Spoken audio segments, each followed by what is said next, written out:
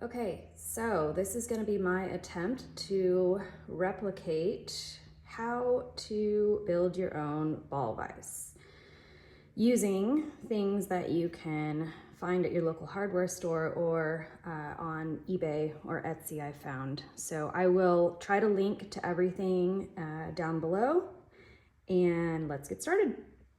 So you're going to need a 4-inch hemisphere.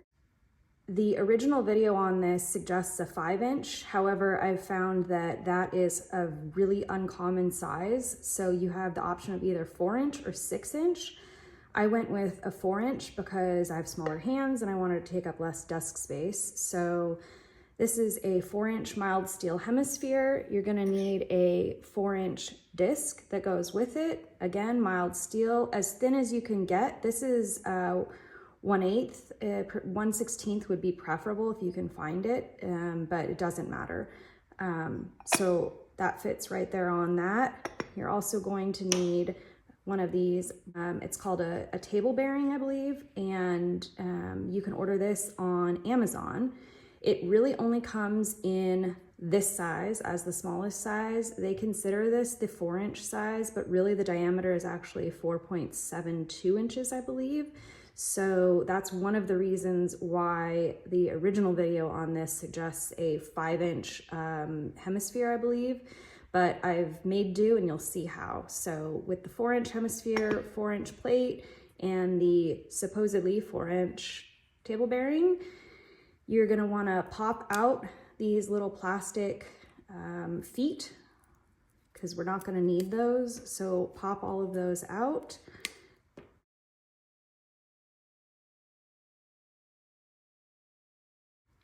And there you have it. Okay, so first thing we're gonna do is drill holes in this. So what you're gonna wanna do is line this up on here as best you can so that it is not touching these other holes, but is lined up with the inner holes here. So these are the 4 holes we're gonna drill, and I'm going to just set this down and make marks on it so that I know where to drill those holes. And I'm going to drill the holes and then I'll come back.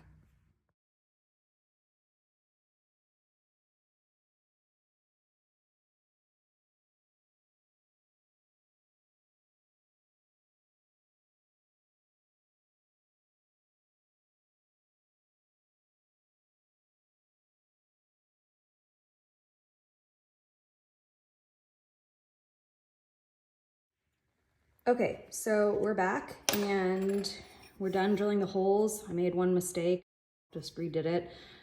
You'll see that these holes all line up perfectly with the holes in the table bearing. So now we are going to make this ready for the weights and the cement that we're gonna pour into it. So in this case, I was able to get these at my local metal supply shop. They are just heavy steel balls. They're actually used for decorative purposes on, I think, fencing, but they had an abundance of them, so they gave them to me for free. But you could use anything, nuts, bolts, anything steel, anything heavy that is gonna help weight this down. So I'm gonna throw these down in here. So, and then this has to be able to sit directly on top of it. So you don't want to overfill it, right? Because these can't be sticking up. This has to sit flush on the top of it. So we're going to do that and then pour in here some of our, whatever you decide to use for concrete. In my case, I found some plaster of Paris at the local Michael's. This is $7.99, I believe, and Michael's always runs 40% off coupons. You can pull it up on your phone, so 40% off any regular priced item. So I got 40% off of that, and it was just a few bucks. So we're here and we have the plaster of Paris ready to be mixed. And I just wanna point out one other thing before we pour this in here and mix it up. You're gonna wanna have these, in the original video he referred to standoffs, those work too. I found these binding posts I think work better. You'll see why having this end sealed is gonna be better so that the cement, or in this case plaster of Paris, doesn't get into the other end of it. But you're gonna wanna have 4 of these and 4 screws that fit these, as well as 4 nuts that fit on the end of each one of those. And you're going to want to screw them each into the holes of each one of the 4 of these in here, and I'm gonna do that, and then I will show you what we're gonna do next. So once you have everything ready, the binding posts are attached and you have the screws all set with the nuts holding them down, it's ready to go, and you can once again make sure to put your metal weights down in the bottom of your hemisphere, and then you're going to want to just set the plate right down on top of it, make sure it fits appropriately, and that the metal weights are not getting in the way of the binding posts, and that it's sitting flush.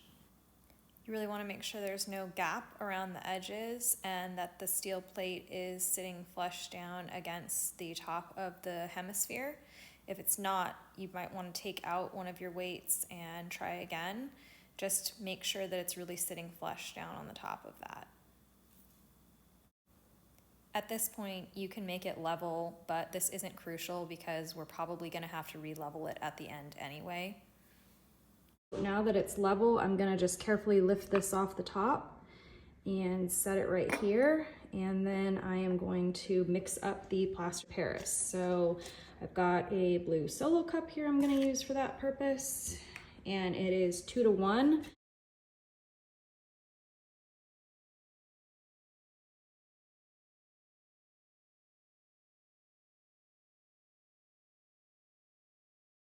Okay, I'm gonna tap it a little bit. I wanna make sure that this still fits on here. And shift it a little bit, so I'm gonna do that. Of course, we're not level now, so I'm gonna check that again.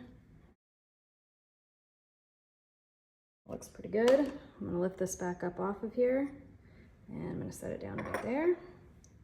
And I'm gonna let that dry.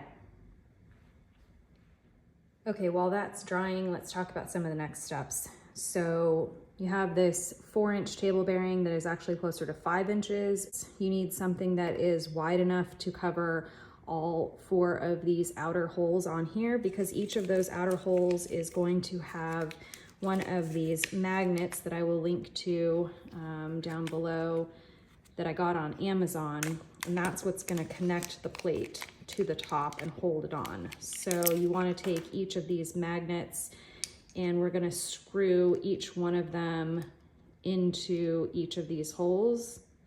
And unfortunately, the screws that come with it are super long and not going to work. So I found some that are much shorter at Home Depot. So I'm gonna take those and screw these magnets on and show you how the next step works.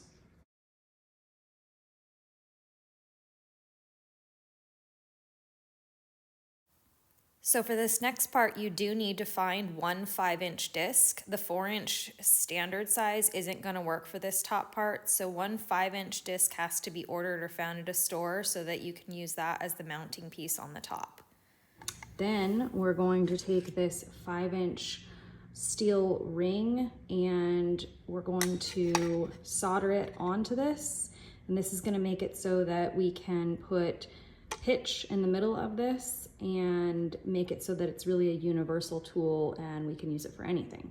So I'm gonna go solder this steel ring onto the steel circle and come back. Hopefully this will be dry by then and we can move on to the next step. Okay, it's pretty much dry. So at this point, what you're gonna wanna do is set this back on here. You have to find the spot where it fits. Make sure that you're still good. Okay, and then we're going to mix up some more of the plaster Paris and fill this almost completely to the top and set the plate back down on the top of it to let it dry. So I'm gonna go ahead and do that now.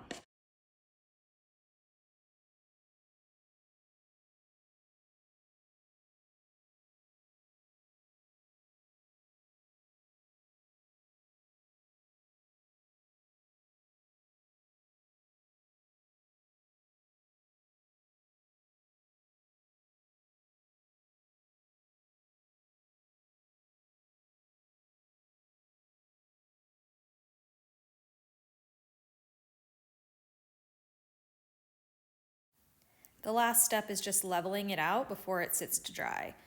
So now we're gonna work on the base, and I wanted to show this part of the video so that you know what didn't work, but you wanna find a vessel that is round, not anything, and you'll see why, but it needs to be something that you can put weights in the bottom of and where the hemisphere can sit on top and be able to move freely. You want something where the edges aren't gonna chip from the steel. So something you can put the weights in the bottom of and use some sort of binder. I recommend not a water-based binder, and let's take a look at why. So I filmed this over the course of a week or two, and I got to the next step and noticed that this had split open from expansion and was growing mold on the inside of it. Gross. So I found this at Target, which I believe is just a little like salt container in the Magnolia Home section. So this was $7.99, and this is what I'm going to use instead. And I'm going to use resin instead because that does not have a water content to it. And so I'm going to mix this up, and I'm going to do the exact same thing. I'm going to put these steel balls in the bottom of here as weights. I'm gonna line those in the bottom, mix this up 1 part to 1 part, and I'm gonna pour it in here, and we will go from there. So I had to go back and refilm this part of the video, so don't get confused as you see the mortar and pestle show up in the next clip, but let's work on the knob for the table bearing. And we have our table bearing, which I want to point out that I took the screw out of the side of the table bearing. You'll see when you get it, there's a little screw right here that's going to allow you to tighten and loosen the bearing. So I went ahead and took that out. Pro tip, don't take it out unless you have something to plug it with, because each of the little balls that's inside of this ball bearing will start coming out of this hole, and you don't want that. So if any of them do pop out when you take this little screw out that's right here, just go ahead and pop them back in and roll the table bearing a little bit slightly to get the balls to go back down into it. So this comes with this little screw set all the way down inside of here. You need to have a hex key to unscrew it. And so you just want to go ahead and unscrew that, and you want to get an M5 metric screw to replace it with, which is what I have here. I went ahead and sawed off the screw end of it, you can see, with my jewelry saw, because I'm going to put this in here, and this is going to allow me to tighten this so that when I'm working on something, if I don't want it to rotate, it won't.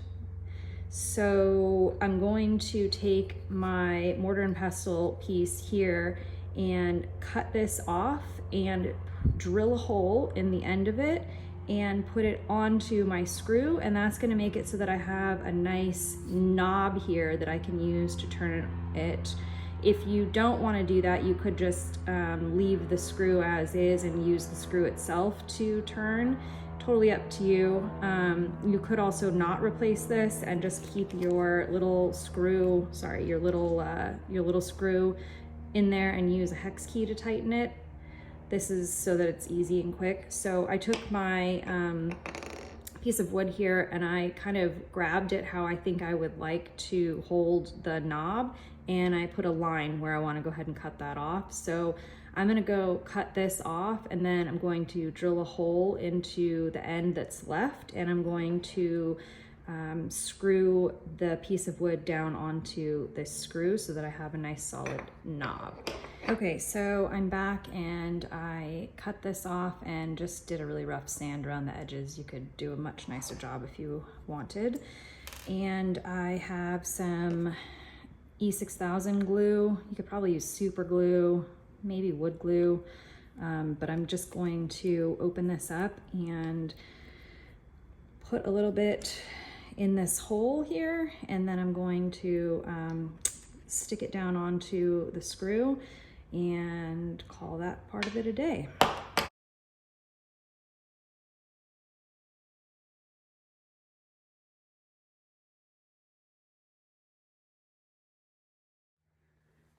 Okay, so it's been a little while. I think it's been long enough that we can take the screws out of this. So I'm gonna loosen them each and then we'll take it out and hopefully this works.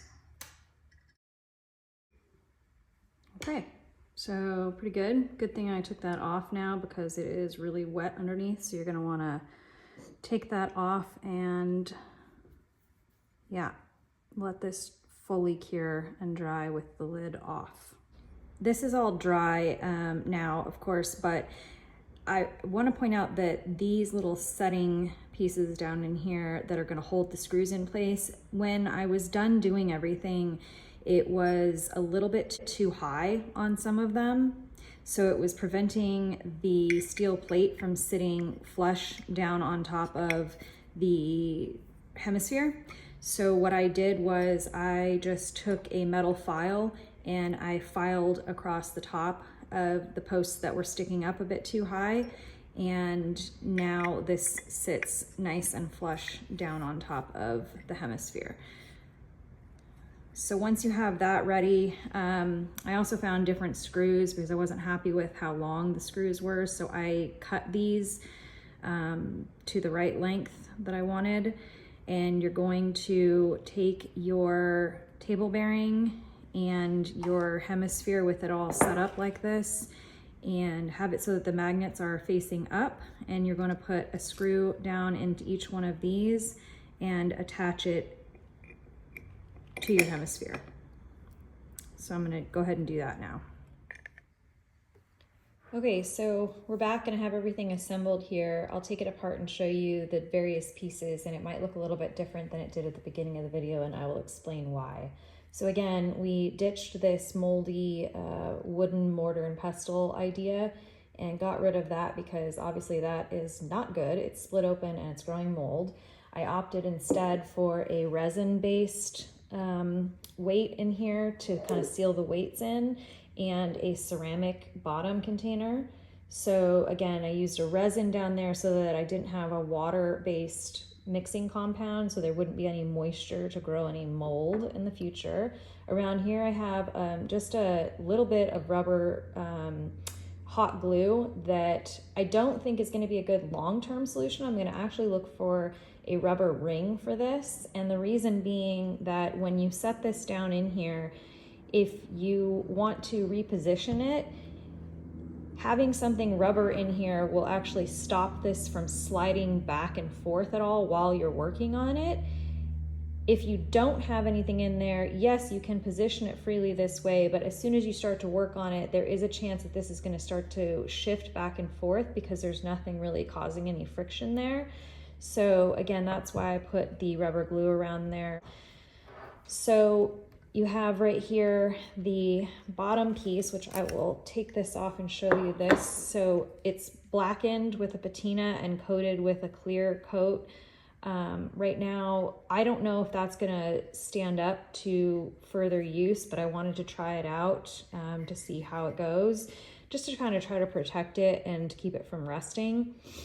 So I have my table bearing mounted on here with 4 screws. I put you can see a little washer underneath each one just to lift this off of here ever so slightly, just to make sure I have a little bit of clearance there for this to move freely. And then I have my 4 magnets screwed in here, and I have the cut off piece of the mortar and pestle wood. You could really use any piece of wood or anything you wanted here. You could also just not even have any sort of turning mechanism, just turn the screw itself. And again, that tightens the table bearing so that it will not move anymore. You can unscrew it to move it around. Then you have the top piece here that I soldered this steel ring onto this steel plate. I did an absolutely horrible job, so I'm not showing you that on purpose, but if I were to take the pitch out, you would see. But hey, it works. So again, I just used jewelry solder, heated the whole thing up, and soldered this onto here. Then I filled it with pitch and heated the pitch, and once it was nice and hot, I put this pin vise down into the middle of it, you want to make sure that you have something to prevent the pin vise from dropping all the way down into it, because this needs to freely move. If this pin vise drops down below the edge of this, you're not going to be able to move this turning mechanism here. So I just put a screw on the bottom of the pin vise before I stuck it in there, and that prevented it from continuing to sink down into there. So I can pop this on here now and use this as my vise and turn it around. You can use the pin vise in a couple of different ways. You can either use it with the pins like I have it set up here, or you can take the pins out and grab yourself a little piece of leather like you would any other vise, and open it up, put the leather in there, put your piece in there, and then tighten it down onto there, and you are ready to go. And now you can work on it. Again, moves freely unless you adjust this and tighten it, in which case it's no longer going to move. You can pick it up and put it in a different position depending upon how you want to work on it. And there you have it. So this pin vise piece of it is totally optional. You could just use this as a rotating pitch platform, which would also be really nice because, again, you can rotate it and move it around, and also just pop this right off of here. So when you're ready to take your piece out, just go pop this on the top of your soldering station, heat it up a little bit, and pull your piece right out. So multiple uses you could use for this. So there's my take on Sweet Gum's Genius DIY ball vise. Let me know what you think.